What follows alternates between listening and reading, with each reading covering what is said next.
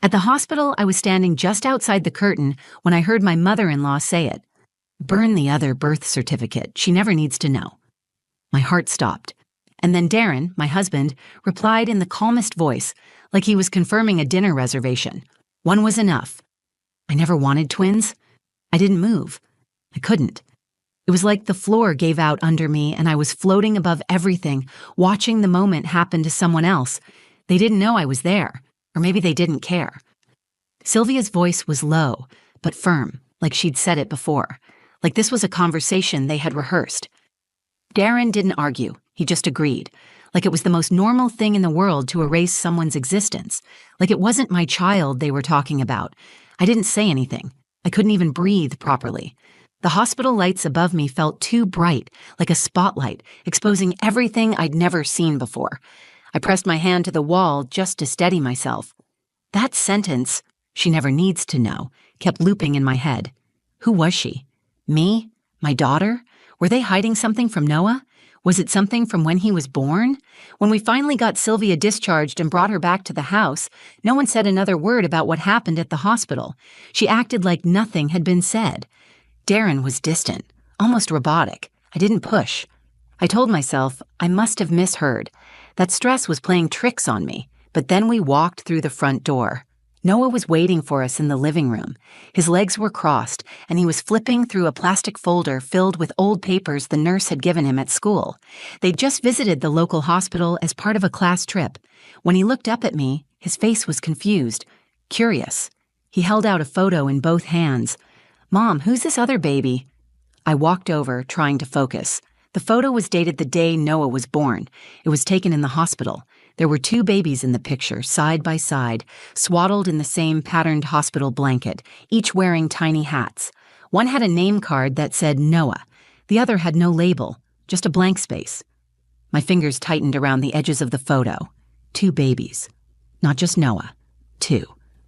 They had the same face, the same expression, the same small, wrinkled hands. One was him. The other, who was she? Darren came up behind me and glanced over my shoulder. He froze. I felt his breath hitch, just for a second. He didn't say anything. I turned to him. My throat was dry. "Who is this?" He didn't answer. Noah looked back and forth between us. "Is that my sister?" The question hung in the air. No one answered him either. I stared at the photo again. My son, and a baby girl next to him, a second child no one ever told me existed. And in that moment, I knew two things. First, I hadn't misheard anything at the hospital, and second, my entire family was built on a lie. Before everything fell apart, we looked like a normal family from the outside. People would tell me how lucky I was. I had a beautiful house in a quiet neighborhood, a son who made everyone smile, and a husband with a solid career. We were the kind of family people sent Christmas cards to, with matching outfits and staged fall photos in front of pumpkins. I played the role well. I kept the house in order, made the lunches, took Noah to school, and smiled during PTA meetings even when my stomach twisted. Something about our life never felt settled. It was like living in a room where everything looked clean, smelled faintly of mold. I didn't know where the smell was coming from, and I didn't know how to explain it to anyone else. My name is Camilla Hartley. I used to teach second grade before Noah was born. I loved it. I loved helping kids figure out who they were. But after Noah, we decided I'd stay home. Darren insisted. He said we could afford it and that Noah deserved a full-time parent. He never said, "You deserve this." That distinction mattered more the longer I sat in it. Darren and I met in college. He was calm and focused, always 10 steps ahead. At first, I admired how steady he was. It made me feel safe. But over the years, that steadiness turned into something else. He rarely shared what he was thinking. He avoided hard conversations, and when I asked questions that mattered, he would shut me down with a reassuring smile and vague words. "Everything's fine. You worry too much. Let it go." After Noah was born, Darren changed. At first, I thought it was just the stress of becoming a parent. He was exhausted and distracted. He started working longer hours. When I brought up trying for another baby, he always found a reason to say no. Too soon, too risky, too much pressure. I stopped asking after a while. I told myself maybe I was being selfish. I tried to be grateful. The night Noah was born, I remember the first few minutes so clearly. The contractions, the nurse holding my hand, the look on Darren's face when he first saw Noah, but then everything blurred. I had complications during the delivery and lost a lot of blood. I was put under heavy medication. I remember waking up and asking, "Is he okay?" Someone said yes. I remember a faint second crying sound, but the nurse told me I was disoriented. I accepted that. The hospital kept me for nearly a week. I was weak, emotionally numb, and struggling to connect with what had happened. Sylvia visited once. She stood at the foot of my bed inspecting me like a broken appliance. She didn't bring flowers. She didn't ask how I felt. She just told me Noah was strong, like his father, and that I'd better rest up because motherhood was no excuse for falling apart. My relationship with Sylvia was always a minefield. She didn't like how emotional I was. She once told me I had too much heart and not enough spine. Darren never defended me. He would brush her comments off with a soft laugh or a change of subject. I learned to keep quiet when she was around. Noah became my entire world. He was a bright, curious boy with a kind heart. He loved puzzles and building things. He asked questions that made me pause, like, "Do you think I was supposed to be someone else?" Or, "Were you lonely before I was born?" I always hugged him a little longer after those questions. I kept thinking about trying again. I missed the feeling of holding a newborn. I wanted a daughter. I wanted Noah to have someone to share his life with. But every time I hinted at it, Darren shut the door harder. The last time I brought it up, he said, "I told you. One is enough." I wondered if he was afraid something would go wrong again. I thought maybe the trauma of that night had left a scar on him too. I even considered seeing a therapist to process the gap I felt in our family. But I never went. I thought the feeling would pass. Now I know it never would have. That dull ache, that faint smell of something wrong, that missing piece I could never explain, it was real. And it was waiting for the right moment to come to the surface. That moment had just begun. It started with a faint sound behind a hospital curtain. Sylvia had fainted at the kitchen table during Sunday lunch, and Darren and I rushed her to the ER. It was a hot day. I remember the way her pearls clattered against the floor when she collapsed. In the car, Darren's hands were tight on the steering wheel. He didn't speak, not even to reassure Noah, who sat silent in the back seat, his knees pulled up to his chest. When we arrived, the nurses took Sylvia in immediately. Darren followed her while I stayed behind to handle the paperwork. After I filled out the forms, I wandered toward the curtained bays to check on them. That's when I heard it. "Burn the other birth certificate. She never needs to know."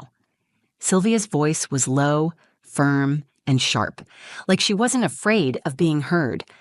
Then Darren's reply, colder than I've ever heard him speak. "One was enough. I never wanted twins." I didn't make a sound. I didn't walk in. I just stood there, heart pounding so hard I could feel it in my teeth. I wanted to believe I misheard them. I wanted to believe there was some other explanation. But the words were clear, and they were final. They weren't debating. They weren't struggling with guilt. This was a conversation built on confidence and control. I stepped back before they noticed me, walked to the waiting room, and sat down. My hands were shaking. I stared at the clock on the wall for what felt like hours. The ride home was silent. Sylvia was asleep in the back seat, her head against the window. Darren kept his eyes on the road.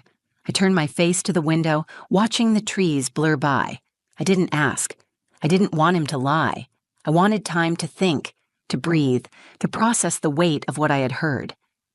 When we got home, the first thing I saw was Noah sitting on the floor of the living room with a photo in his lap. His kindergarten class had toured the hospital that week, and one of the nurses had given him a folder with sample forms and a few photos from the maternity wing to show the students what a birth certificate looked like. But this one was different. Noah held it up. His face was puzzled. "Mom, who's this other baby?" I walked over, slowly. The photo was glossy, printed on hospital letterhead, dated 6 years ago. The same date Noah was born. 2 babies were swaddled in pink and blue blankets lying side by side. Both were freshly born, eyes closed, cheeks red. One had a name card labeled Noah Hartley. The other had no label at all. They looked identical. Not just similar, identical. Same nose, same ears, same dark fuzz on their heads. Twins. I felt something crack open inside me. I took the photo from Noah's hands and stared at it like it might change if I blinked hard enough. "Is that my sister?" he asked. Darren entered the room a moment later. His expression changed the second he saw the photo in my hands. He stopped mid-step. I looked at him. My voice was barely steady. "What is this?" He didn't answer. Noah turned to him. "Daddy, is that my sister?" Still nothing. Just a long, thick silence. Darren walked forward slowly, took the photo from my hands, looked at it for a second, then set it on the table like it didn't matter. "It's nothing, just a mistake," he said. "A mistake?" I asked. "That's Noah. That's the day he was born. And that's another baby next to him, a girl. Why does she not have a name?" "It was nothing," he repeated. "We went through a lot that day. You were barely conscious. You don't remember what it was like." "Then tell me," I said. "Tell me what happened." He didn't. He walked away. That night, after Noah was asleep, I searched every cabinet, every drawer, every hidden corner of the house, looking for answers.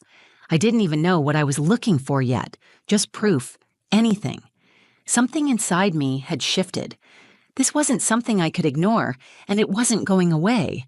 A missing baby, a second birth. A secret my husband and his mother had buried deep under years of silence. But it was coming to the surface now, and I was going to dig until I found the truth. I didn't sleep that night. I lay in bed next to Darren, staring at the ceiling while he snored quietly beside me, like everything was fine. Like we hadn't just been caught standing at the edge of a lie so deep it had nearly swallowed us whole. I watched the clock tick past 2, then 3. My heart wouldn't slow down. That photo had burned itself into my mind. 2 babies, one named, one erased, one life celebrated, the other buried.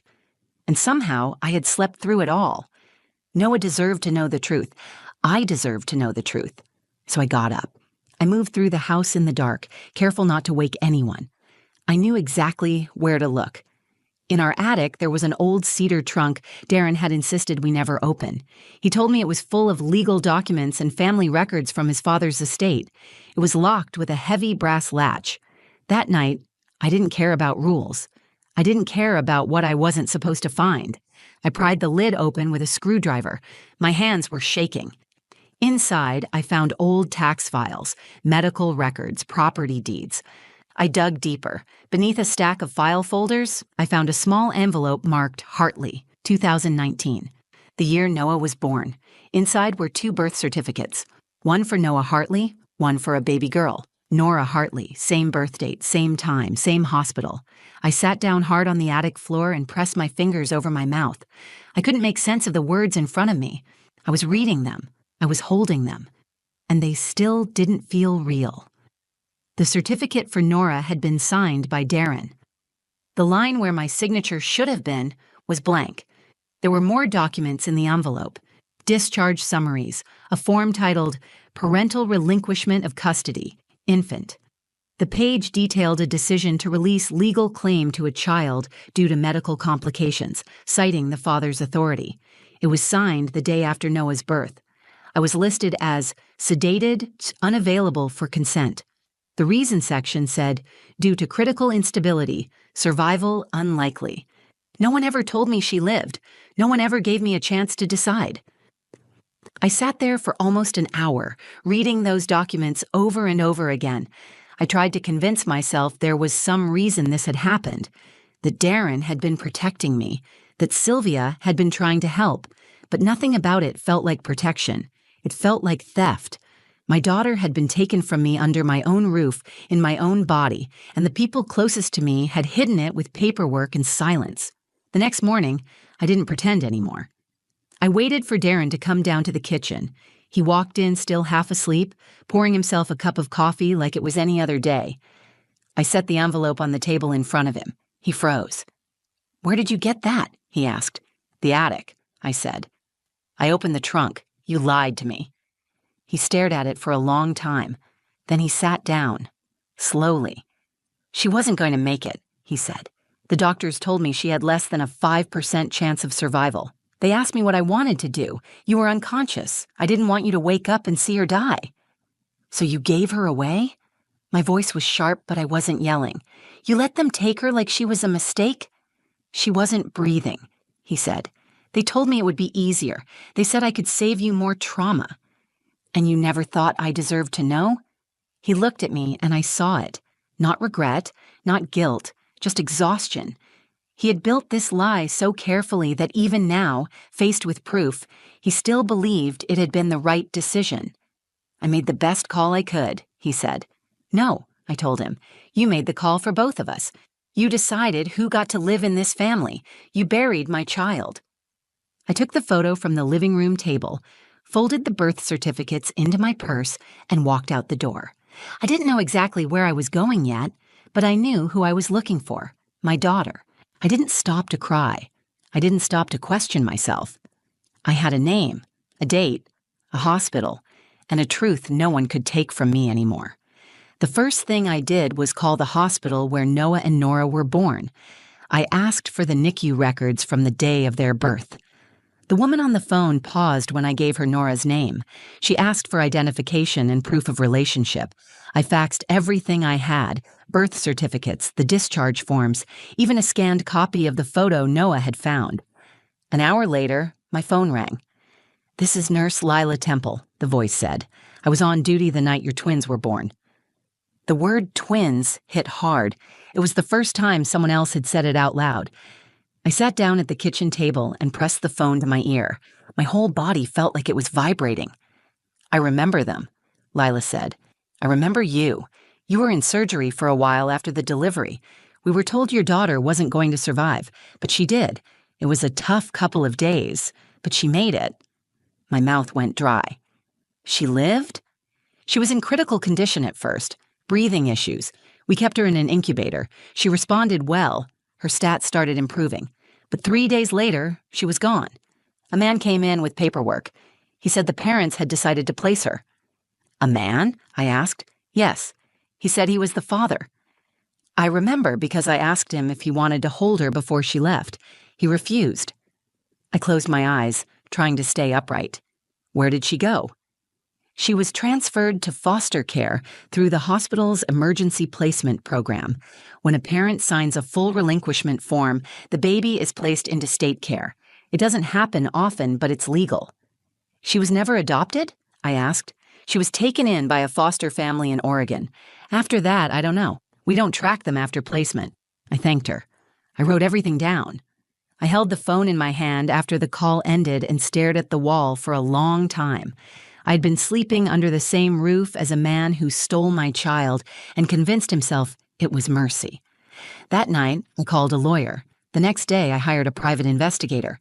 I didn't tell Darren what I was doing. There was nothing left to say. 3 weeks later, I got a call. The investigator found her. Her name was still Nora. She had never been adopted. She was still in the foster system, placed with a couple in Bend, Oregon. They were older, caring. They had taken her in as an infant and had been trying to adopt her for over a year. The delay was due to a legal complication with the original parental release form. My name had never been on it. It had triggered an inquiry. I flew to Oregon alone. I sat in a quiet office with beige walls and a social worker who handed me a folder with Nora's file, her photos, her milestones, her health records. She was small, but strong. She had survived everything and somehow smiled through it. In one photo, she was wearing a yellow dress with ducks on it. She looked like Noah. Same eyes, same mouth, a mirror I had been missing. When they brought her in to meet me, she was holding a book. She looked up at me with wide, cautious eyes. She was 6 years old. Her hair was tied back in 2 braids. She didn't speak at first. I didn't expect her to. I knelt down and smiled. "Hi, my name is Camila. I think we're connected." She blinked and for a moment just watched me. Then she asked, "Do you have any books with animals?" I laughed. I nodded. "I have a whole shelf." She reached for my hand. Later, back at home, Noah sat on the couch, holding the photo that had started it all. He looked up at me. "Is she coming here?" I sat beside him and pulled him close. "That's up to her, but I'm going to make sure she knows she has a place, that she belongs." Noah looked at the photo again. "I hope she likes dinosaurs." "I think she will." In one moment, everything had shattered, but in another, everything had opened. The truth didn't destroy me. It brought her back. It took time. No story like this ends with a perfect reunion and smiles in every direction. Real life doesn't work like that. Real life is quieter, more uncertain, full of pauses that feel like choices. Nora didn't come home right away. The foster family she had been living with had raised her since she was an infant. They were kind people, and she loved them. She didn't remember me. She didn't remember anything before them. I had to earn her trust. I started by sending letters. Simple ones. I told her about our house, our garden, the big oak tree in the backyard that Noah liked to climb. I sent her pictures of the cookies Noah and I baked every Saturday. I sent her drawings Noah made just for her. He wrote her notes that said things like, "I hope you like Legos. I'm good at sharing." For a while, I didn't hear back. Then, one day, I received a drawing in the mail. It was two kids standing under a tree, a big oak tree. One boy, one girl, they were both smiling. The girl had 2 braids. I cried for a long time that day. Eventually, the court reopened the custody case. Since I had never legally surrendered my rights, the previous paperwork was void. The foster parents supported my involvement. They loved Nora, but they also believed she deserved the truth and a chance to know her birth family. Nora started visiting during school breaks. The first time she came to stay with us, she brought a suitcase full of stuffed animals and lined them up on her bed, naming each one. Noah helped her alphabetize them. They bonded over animal facts, building pillow forts and making obstacle courses in the backyard. One night, I found them asleep on the floor of her room, curled up on either end of a giant beanbag chair, holding flashlights and whispering stories. I stood there for a while, watching them breathe and sink. I had missed 6 years with her. I would never get those back. I didn't get to hold her when she took her first steps or brush her hair on her first day of kindergarten. I didn't get to rock her when she cried. That grief still lives in me, and I let it. I don't try to silence it anymore, but I also don't let it define what comes next. I filed for divorce 2 months after Nora's second visit. Darren tried to stop me at first. He said I was breaking our family apart. I reminded him that our family had been broken the moment he chose silence over truth. The court awarded me full custody of Noah. Darren sees him on scheduled weekends. Nora has the choice to visit him, but she hasn't asked to. Sylvia never contacted me again. I never expected her to. I focused on healing, on building something new with my children. We started therapy as a family. We talk openly now. When Noah asks questions, I answer them. When Nora gets quiet and pulls into herself, I sit beside her and wait for the words to come. The hardest part of rebuilding trust is letting your children see that you're human, that you've made mistakes, that you're trying every single day to be better than the day before. I tell them both, you were never a mistake. You were always mine. Even when I didn't know how to find you, I never stopped needing you. Nora asked me once, "Would you have kept me if you knew?" I looked her straight in the eye and said, "Yes. I would have fought for you with everything I had." She nodded. She didn't say anything else, but the next night she asked me to braid her hair before bed. Sometimes the biggest love stories aren't the ones we plan. Sometimes they're the ones we have to fight to reclaim. The ones that rise out of silence, out of loss, out of choices made by people who thought they were protecting us. I lost time. I lost trust. I lost the life I thought I had, but I found her. And in finding her, I found the version of myself who stopped settling for peace, built on secrets. The truth is painful, but it's also powerful. It gave me back my daughter, it gave Noah a sister, and it gave all 3 of us the chance to build something real that will always be enough. Thank you for watching my story.